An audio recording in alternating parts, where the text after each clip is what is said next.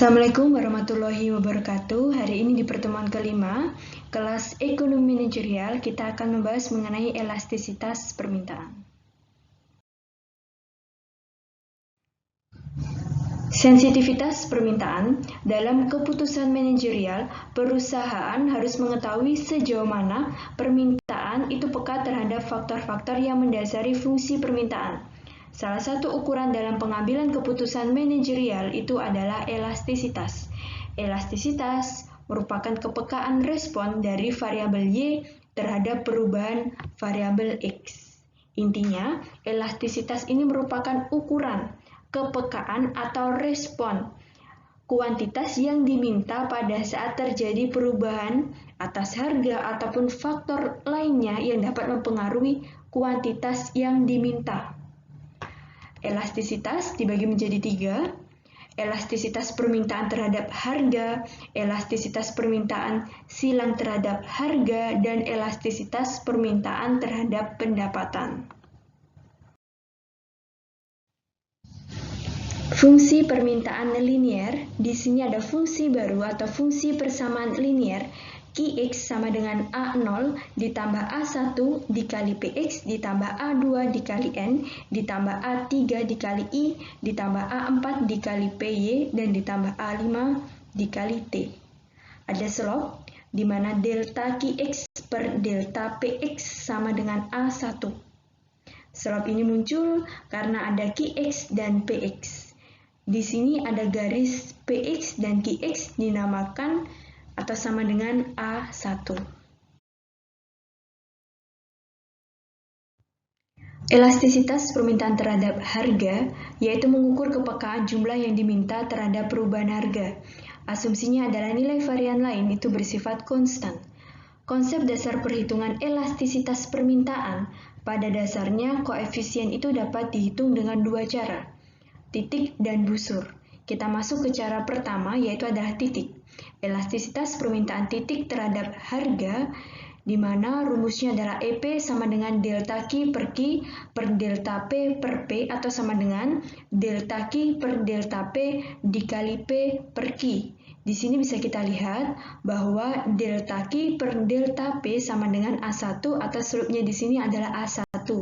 Maka EP sama dengan A1 dikali P per Q. Cara yang kedua adalah elastisitas busur. Koefisien elastisitas yang dihitung antara dua titik. Kalau tadi di dalam elastisitas permintaan titik hanya ada Q atau P, kali ini di dalam elastisitas busur itu ada dua titik. Kalau Q maka Q1 dan Q2, kalau P maka P1 dan P2. Elastisitas busur rumusnya adalah EP sama dengan Q2 dikurangi Q1 per P2 dikurangi P1 dikali P2 ditambah P1 per Q2 ditambah Q1. Berikut adalah latihan soal yang bisa teman-teman coba di rumah masing-masing. Ada soal A dan B. Menghitung elastisitas antara P1 dan P2. Misalkan, hitunglah elastisitas antara P1-nya 5, P2-nya 3. Kalau kita lihat di tabel, ketika P1-nya 5, maka Q1-nya adalah 3. Dan ketika P2-nya adalah 3, maka Q2-nya adalah 5. Elastisitas permintaan silang terhadap harga, yaitu mengukur tingkat kepekaan harga dari komoditas yang berhubungan, yakni komplementer atau substitusi. Kalau tadi di awal, permintaan harga itu tidak bersifat silang karena hanya satu barang saja, katakanlah barang X. Tetapi kalau kita sudah bicara terkait dengan elastisitas permintaan silang, maka ada dua jenis barang, yaitu barang X dan barang Y. Elastisitas permintaan silang titik terhadap harga, di mana EXY sama dengan delta QX per QX per delta PY per PY, atau sama dengan delta QX per delta PY dikali PY per QX. Di sini bisa kita lihat bahwa delta QX per delta PY itu sama dengan A4, atau slope-nya di sini adalah A4. Maka EXY itu sama dengan A4 dikali PY per QX. Kemudian yang kedua, menyangkut elastisitas permintaan silang busur terhadap harga, maka EXY itu sama dengan QX2 dikurangi QX1 per PY2 dikurangi PY1 dikali PY2 ditambah PY1 per QX2 ditambah QX1. Maka sampai sini bisa teman-teman lihat bahwa kalau kita membahas mengenai elastisitas permintaan silang, maka ada dua jenis barangnya. Ada barang X dan barang Y. Selanjutnya, jika nilai EXY itu positif, ketika barang X dan Y itu adalah substitusi. Jika PY-nya naik, maka QX-nya naik. Contoh, ketika harga teh itu naik, maka permintaan akan kopi itu mengalami kenaikan, di mana kopi ini merupakan substitusi dari teh. Substitusi merupakan barang yang sifatnya saling menggantikan. Jadi ketika harga teh itu sedang naik, maka permintaan akan kopi mengalami kenaikan. Kemudian jika EXY itu nilainya negatif ketika X dan Y adalah komplementer. Jika PY-nya naik, maka QX-nya turun. Contohnya, ketika harga gula itu naik, maka permintaan kopi itu turun, di mana gula itu merupakan komplementer dari kopi. Komplementer adalah barang yang sifatnya dipakai bersama atau saling melengkapi. Jadi ketika harga gula sedang naik, maka permintaan akan kopi sedang mengalami penurunan. Selanjutnya, kalau tadi kita sudah membahas mengenai elastisitas permintaan terhadap harga, sekarang kita masuk ke dalam elastisitas permintaan terhadap pendapatan, yaitu mengukur kepekaan perubahan dari permintaan suatu produk terhadap perubahan pendapatan konsumen. Jadi kalau tadi kita bahasnya terkait dengan perubahan harga, sekarang terkait dengan perubahan pendapatan konsumen. Elastisitas permintaan titik terhadap pendapatan itu diperoleh dari EI sama dengan delta Q per Q per delta I per I sama dengan delta Q per delta I dikali I per Q. Di sini bisa kita lihat bahwa delta Q per delta I itu sama dengan A3, atau sebelumnya di sini adalah A3. Maka EI sama dengan A3 dikali I per Q. Nah, kemudian kalau tentang elastisitas permintaan busur terhadap pendapatan, EI sama dengan Q2 dikurangi Q1 per I2 dikurangi I1 dikali I2 ditambah I1 per Q2 ditambah Q1. Ketika EI ini lebih dari 1, bisa dikatakan normal good atau elastis. Maksudnya apa? Contoh, ketika income kita naik, maka barang yang kita bisa beli itu bisa kita substitusikan ke yang lain atau bisa kita gantikan ke produk yang lain. Tetapi ketika EI itu kurang dari 1, itu disebut sebagai inferior good atau inelastis. Maksudnya apa? Dimana misal berupa barang-barang yang murah atau sifatnya itu kebutuhan dasar. Misalkan kita punya income naik, walaupun income kita naik, pendapatan kita bertambah, tapi kita akan tetap membeli barang-barang tersebut karena bersifat kebutuhan dasar. Contohnya, membeli beras, membeli sembako, walaupun income kita naik, kita akan tetap memberi beras karena memang merupakan bahan makanan yang kita gunakan. Berikut beberapa faktor yang mempengaruhi elastisitas permintaan. Jadi yang pertama, banyaknya produk substitusi dan harga kompetitif. Jadi otomatis di sini kita bisa memilih produk apa yang mau kita pakai dan kita bisa berpindah produk dari satu ke yang lain. Kedua, adalah penyesuaian periode waktu. Secara umum, suatu produk itu lebih elastis dalam jangka panjang daripada jangka pendeknya.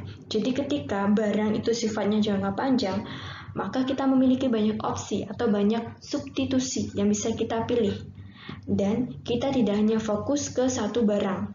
Tapi berbeda halnya ketika barang ini bersifat jangka pendek, maka kesempatan kita membeli itu harus sekarang karena jangkanya yang pendek. Kemudian yang ketiga adalah faktor masa pakai produk. Ada barang masa pakai pendek dan ada barang masa pakainya panjang. Kalau barang masa pakainya pendek, itu adalah barang-barang yang biasanya bersifat basah, misal seperti sayur dan ayam. Tetapi ketika barang yang masa pakainya panjang, itu biasanya barang yang sifatnya kering, ada pengawetnya. Kemudian yang keempat adalah derajat kepentingan konsumen terhadap produk primer dan sekunder. Nah, derajat kepentingan ini sangat mempengaruhi elastisitas. Kalau barang primer sifatnya jelas inelastis. Kenapa? Karena mau bagaimanapun kita akan tetap mengkonsumsinya. Seperti tadi beras ya, mau tidak mau berapapun uang kita, mau income kita naik, kita akan tetap mengkonsumsi beras karena beras merupakan kebutuhan dasar atau barang yang barang primer, maka sifatnya di sini adalah inelastis karena mau bagaimanapun tetap akan kita konsumsi. Dan yang terakhir, faktor yang mempengaruhi elastis permintaan itu adalah persentase anggaran belanja konsumen untuk produk, di mana kemarin kita sudah belajar mengenai anggaran dan garis anggaran, bahwa anggaran ini membatasi konsumsi setiap orang, di mana setiap orang ini memiliki anggaran mereka masing-masing dalam berbelanja. Maka setiap orang itu tidak akan sama anggaran belanjanya. Nah, sekarang kita masuk ke dalam contoh soalnya, di mana contoh soalnya bisa teman-teman lihat di dalam bukunya Dominic, jilid 1, halaman 123 dan 124. Qx, ada fungsi Qx di mana 1,5 dikurangi 3px ditambah 0,8i ditambah 2py dikurangi 0,6 ps ditambah 1,2a. Qx merupakan penjualan kopi X, px harga kopi X, i pendapatan, py harga kopi pesaing, ps harga gula, dan A adalah biaya iklan kopi X. Nah, di sini teman-teman bisa lihat, kalau kita bicara mengenai PY atau harga kopi pesaing itu berarti substitusi, bisa menggantikan barang yang ada. PY ini bersifat positif. Kalau tadi kita sudah membahas di awal bahwa substitusi itu bernilai positif. Tetapi beda halnya dengan harga gula, di mana gula ini merupakan barang komplementer atau pelengkap. Nah, nilainya adalah negatif. Maka PS-nya atau harga gulanya di sini adalah negatif 0,6. Jika pada tahun ini PX-nya 2, kemudian I-nya adalah 2,5, PY-nya 1,80, PS-nya 0,50 dan A-nya adalah 1, maka yang pertama hitunglah elastisitas permintaan kopi merek X terhadap PX, I, PY, PS, dan A. Jadi di sini di soal pertama kita mencari masing-masing elastisitasnya. Kemudian yang B, estimasikan tingkat penjualan tahun depan jika perusahaan ini mengalami peningkatan mulai dari P-nya 5%, A-nya 12%, I 4%, PY 7%, dan PS 8%.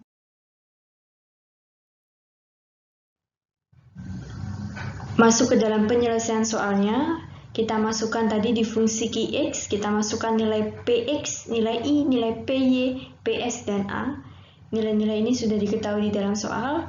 Tadi PX-nya 2, I-nya 2,5, PY 1,80, PS 0,50, dan A-nya adalah 1. Kemudian diperoleh Qx sama dengan 2. Jadi pada tahun ini perusahaan akan menjual sebanyak 2 juta pon kopi merek X. Kemudian kita mencari elastisitasnya mulai dari EP, EI, EPY, kemudian EPS, dan EA.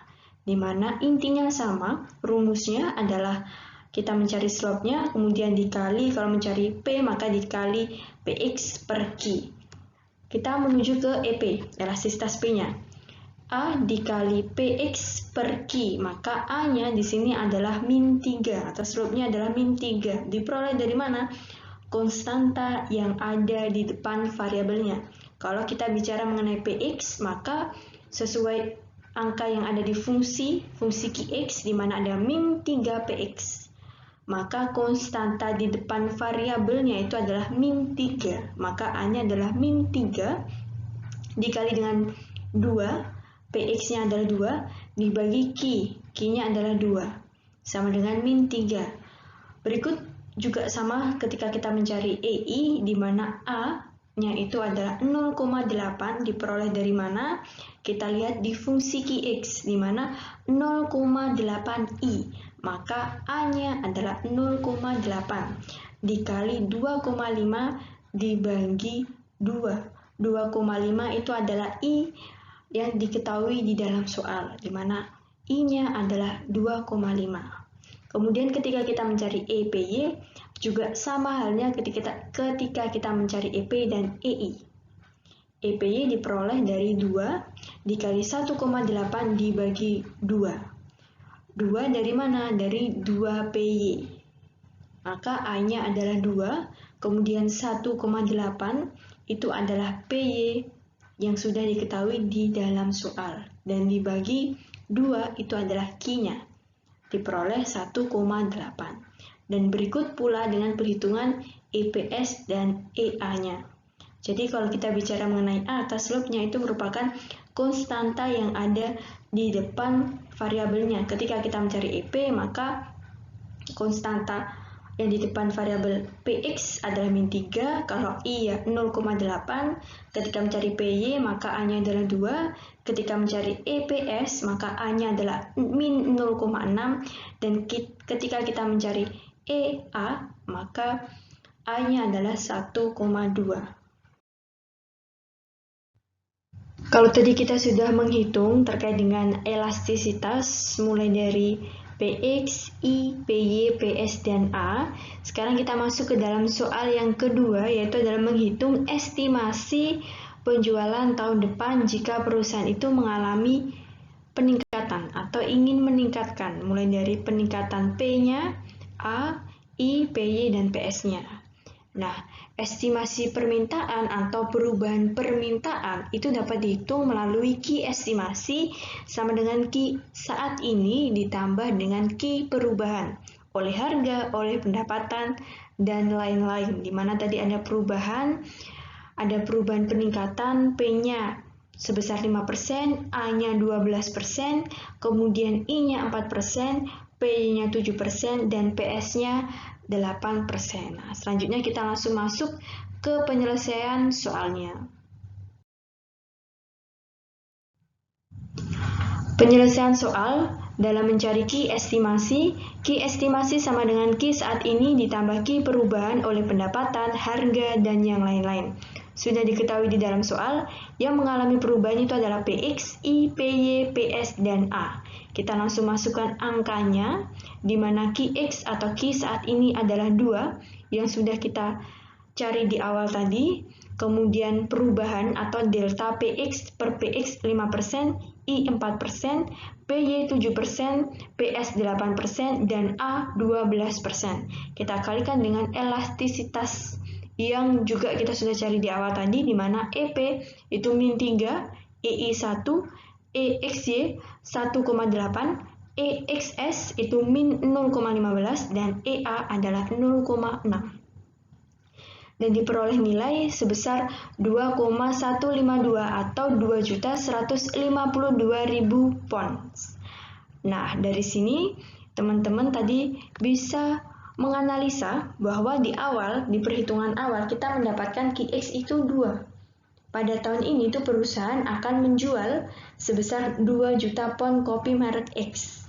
Dan setelah kita melakukan estimasi, kita melakukan perhitungan Q estimasi, dikarenakan perubahan dan peningkatan, ada perubahan nilai. Yang tadinya 2 juta, di tahun depan itu perusahaan akan menjual 2.152.000 pound kopi merek X. Jadi ada peningkatan sebesar 152.000 pound. Nah, saya rasa untuk pertemuan kelima kelas ekonomi manajerial berkaitan dengan elastisitas permintaan sudah cukup. Nanti teman-teman kalau ada yang ingin didiskusikan atau yang ditanyakan seperti biasa, bisa WA saya, bisa WA grup, atau mungkin nanti kita bisa diskusi langsung melalui Meet atau Zoom yang bisa saya sediakan linknya. Saya rasa cukup sekian untuk pertemuan hari ini. Saya ucapkan wassalamualaikum warahmatullahi wabarakatuh.